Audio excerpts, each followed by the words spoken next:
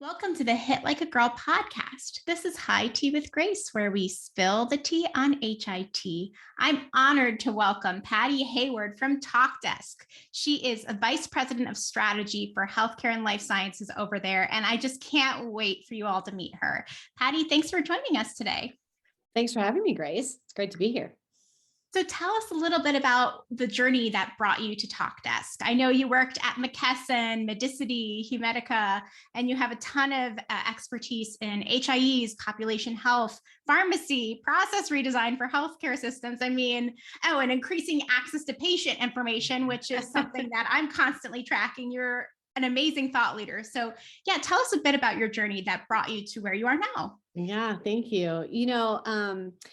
So you kind of give a flyby of all the things that I've done in the past. And really, when I was looking at what I wanted to do next, I think there was some really important aspects. When I think about where we are today in healthcare, there's such an inflection point, right? When you think about what's happened with the pandemic, with adoption of digital technologies, video, all the regulation changes that are occurring with price transparency, et cetera, that it felt like there was a really unique time to do something special in the market. And to me, it felt really important to go with a company that had its roots in innovation. And to work for a company that puts over half of its 2,000 plus employees in product and R&D was really important. So that was one key piece. The other key piece for me was a really big focus on diversity and inclusion, and having more than half of their leaders, executive team, be female, and to diverse group of folks was super important. Having worked in healthcare IT for a really long time, we don't find that as often as we should. And so for me, it felt really important that those two things were on point, and I was very intentional in finding a place that had both of those in their spotlight. Wow, that's really interesting and really empowering too, to a company is putting such an emphasis on that, and in this healthcare innovation space. So, we're going to talk a little bit today about, some of the patient expectations in communication with their healthcare providers and with clinicians. And I'm wondering, how is consumerism really impacting patient expectations and what does that mean for providers and payers and pharmacies? Yeah.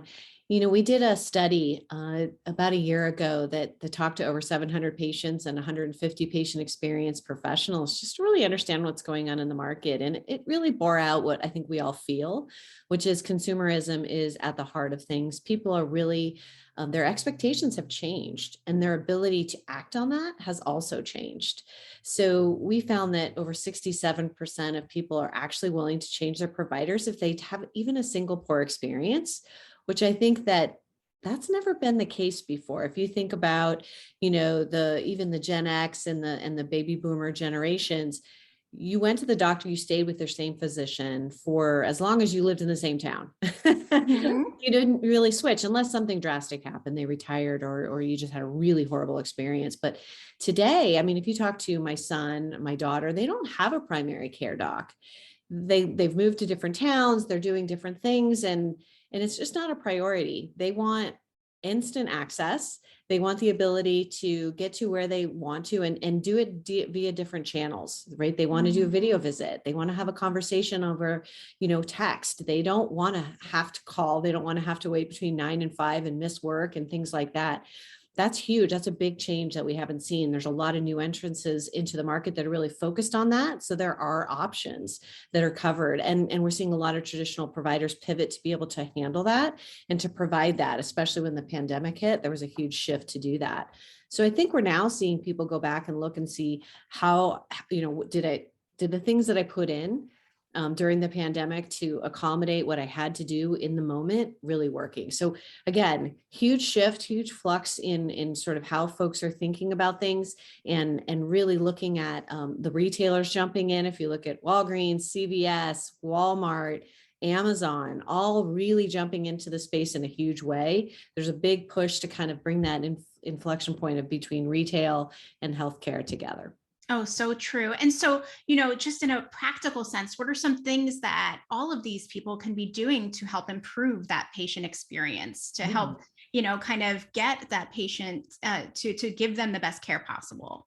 That's a great question. I think there's some really basic things to start with. I think the basics are really looking at um, omni-channel experience. And that's more than just a portal, right? I think a lot of folks have put in portals over the years.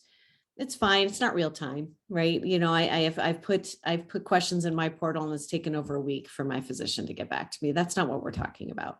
We're talking about real time, or at least asynchronous kind of discussions that can happen in a much quicker turnaround time. People have questions they want to have answered. So they also want automation. They want the ability to schedule and reschedule appointments without having to wait on hold for 20 minutes just to get to someone, and then have them not know and understand who they are, their journey. So the personalization is also really important. So being able to be fully integrated into the EMR and the system of record and understanding who that patient is in their journey with you, assuming they've been there before. All of those things should be present and easily accessible to either the agent or the digital virtual agent that the either people are speaking with via text or chatbot or You know, whatever. it's so interesting in retail, you know, spaces. This is happening. This kind of thing is happening. If I go to Whole Foods and I'm ordering something, they've known what I've ordered in the past. And they're probably targeting you with new stuff all the time based on something that is like you. It does make a lot of sense to have that just be a part of the care process. Correct. Yeah, very interesting. I'm wondering, you know, obviously COVID-19, huge impact on the adoption of virtual care and digital tools, and, you know, a few more of these omni-channel options. You know, to what extent have, you know, healthcare stakeholders been successful? And what are some things they might need to do to, you know, shake things up or improve?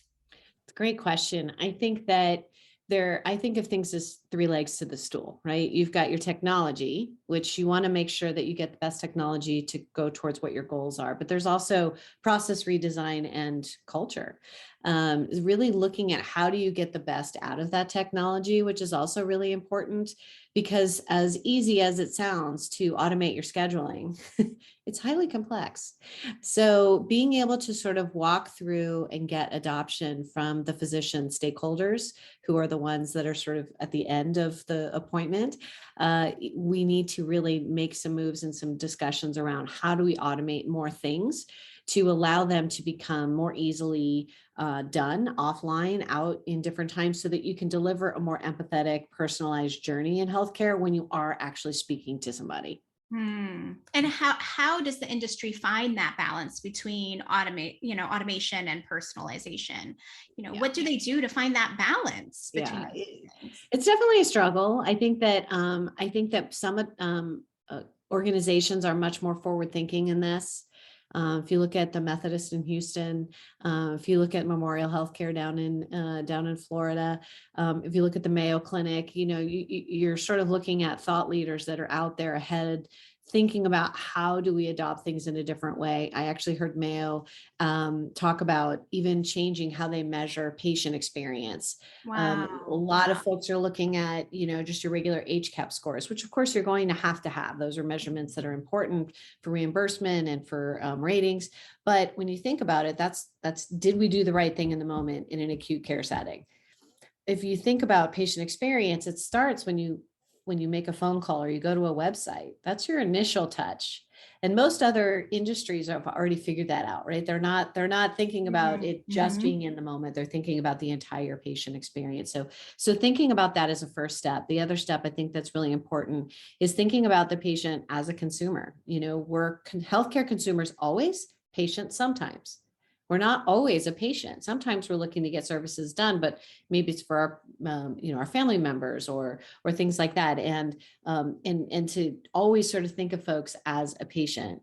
I think that starts the cultural shift a little bit to think about how that looks. And if you think about the dynamic between physicians and patients, there's definitely a hierarchical discussion that's going on there. There's different feeling about that versus a healthcare consumer. So those are all just cultural things that need to shift. And if you talk to different organizations, they're at different points in their journey. We call it kind of a maturation model. So some folks are still back in definitely voice, we're only doing, we're calling people patients, we're not anywhere along that journey. And then you've got some that are really, they're looking at how do we measure that differently. Right now we're looking at NPS, but then we want to also measure how we make you feel.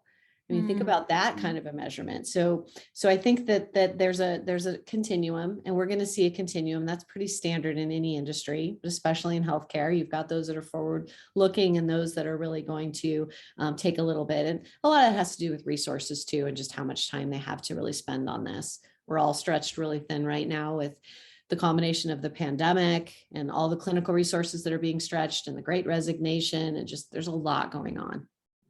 Wow, very interesting. And we also, been hearing a lot in the industry kind of surrounding this topic about, patients wanting a frictionless experience.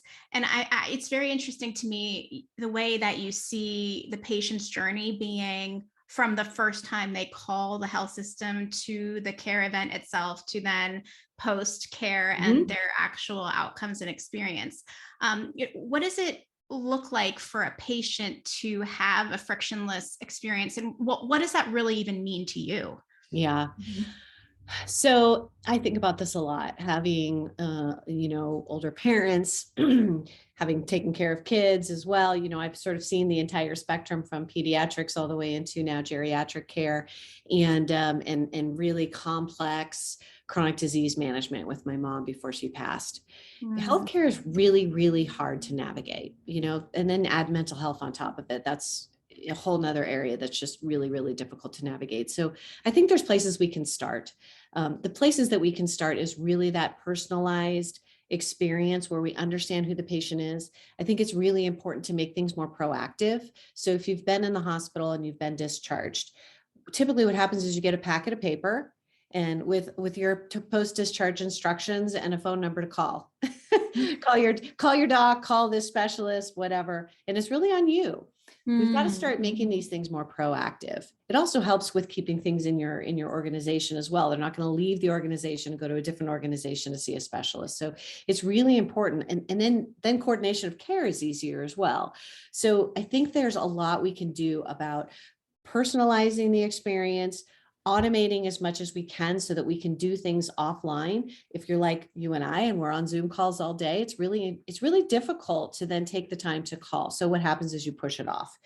And so I think it's important to make things proactive, automated, different channels so that you have a channel of choice in order to interact.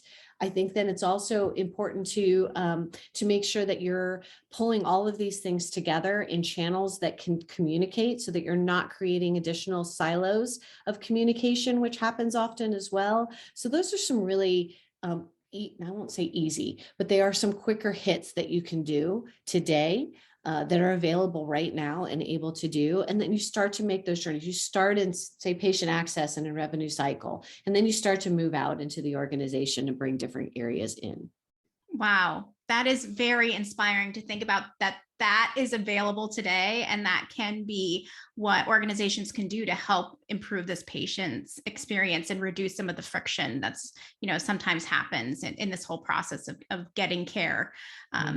Yeah, and keeping care, having your regular visits, et cetera. So I want to turn our attention a little bit today now towards your personal career journey. A lot of the people that listen to Hit Like a Girl love to hear about you as a woman executive here in Hit, killing it. So tell us a little bit about how you landed in healthcare. So I have a bit of a different journey. I actually started as a scientist. I have a master's degree in biology. So I didn't start in the business side. I started on the science side, which probably gave me a lot of that, process piece that I have to my brain and looking at how do we improve different aspects, but started there, moved into, actually working with biotech and pharma folks and automating manual processes over there. I was a bench scientist, so I was able to sort of work with those organizations on how do we scale up and do things like the Human Genome Project back in the day, and how do we start with high throughput screening and looking at disease targets and different things like that. So I started over there. So I followed that. How do we take manual processes and scale them up and do things in an automated way over into the pharmacy? And started working with McKesson on how do we redesign cart fill. Wow. And really with the focus on how do we get that pharmacist out of the basement and onto the care team, and as part of that care team on the floor in the acute care space, and followed that over through the clinical side into how do I work through really redesigning medication safety, and then going into more full general clinical aspects. So I've always really followed process redesign, and how do we make things just easier and less error prone, and really thinking about taking that as much of the human touch, making it where it's important, as opposed to allowing there to be opportunity for error. So taking those pieces out, and then really redirecting and focusing where folks can practice at the top of their license, no matter which license it is, if it's a nurse, if it's a physician, or if it's a pharmacist. All of those things are super important, and then pulling that all together. And so that also ended up having those thoughts sort of made me also move up in organizations as well, because I always thought about things from a high level perspective. Yes, and such a holistic perspective, seeing it from, the biotech through the pharma, through the pharmacy, now through the, clinical side, and having that understanding of the entire healthcare ecosystem is very helpful, in addition to that science brain you have. So tell me, what's most fulfilling about the work that you're doing today? Yeah, I think, I have such a passion for healthcare. I think it's so personal. We all have either gone through something ourselves, a family member has gone through it. And I think anytime you go through something really in depth, and having had a mental health issue on the one side and the chronic disease on the other, I've really experienced healthcare for so many different areas. And for me, it's a huge passion to improve it.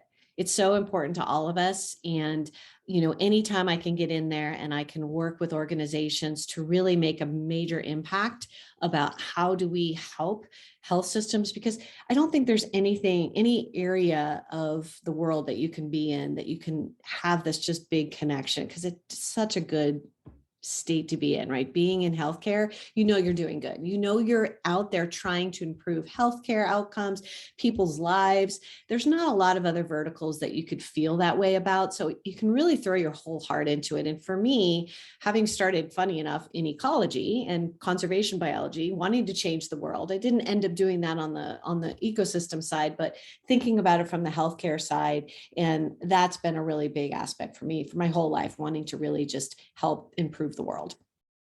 Truly helping improve outcomes, improve processes to help better outcomes. It's so inspiring. What advice would you give to women beginning their careers in the industry that might be interested in going into a similar field that you're in now? Yeah. So I think what's really important is, instead of thinking about jobs, thinking about skill sets. What are the skill sets that you are really good at and really enjoy? And then starting to sort of lean into those, and how do you leverage them to get better? A lot of people really focus on the areas of deficit. I like to come from areas of strength. I think if you come from your area of strength, first of all, you're going to be more successful because your ability to improve it is much better. And you also enjoy it so much more. So if you can come to it with such a bigger passion and more energy, you're going to stand out more clearly. And if you're, spending time just, oh gosh, maybe I'm not as good at writing, so I'm gonna spend a bunch of time over here. Well, you're probably going to get this much better. But if public speaking is really your area and you want to lean into that, you can work through the other aspects of things and build teams that can help plug areas that aren't as big a strength for you, which also builds diversity of thought, which is so important, because you can get people that have different skill sets, you build a great team, and that's how you really win. Wow, I love that concept of really understanding your strengths, but also understanding how your brain works best, and leaning into that. Yeah, that's interesting. Really, I've never never a while heard to get there. I will tell you, because you spend a lot of time in your area of feeling sort of uncomfortable, and you maybe have confidence issues, and so you sort of really focus on that. And my advice would be, don't spend all the time over there. Spend your time over here where you have your strengths, and really go from that, build the confidence, get success. And all of a sudden you're going to see yourself rolling a lot better. Wow, that's really interesting. Now, to finish off this conversation, right, where can our listeners find you online? Well, you can find me on LinkedIn.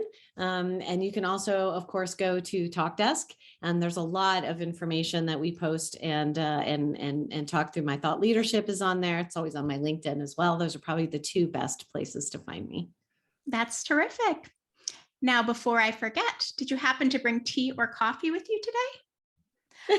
And notice I have my Phoenix friends on because, going into the playoffs. They also go really well with the Talkdesk purple.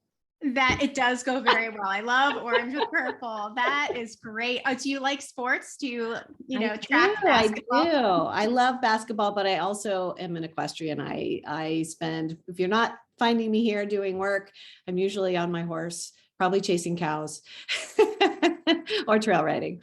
That is too good. Well, thank you, Patty, for joining us. It was so great to chat with you today. Great to talk to you too, Grace. And thank you, folks, for joining us. Check out the Hit Like a Girl podcast website and YouTube page for more great guests like Patty today. Cheers. Cheers.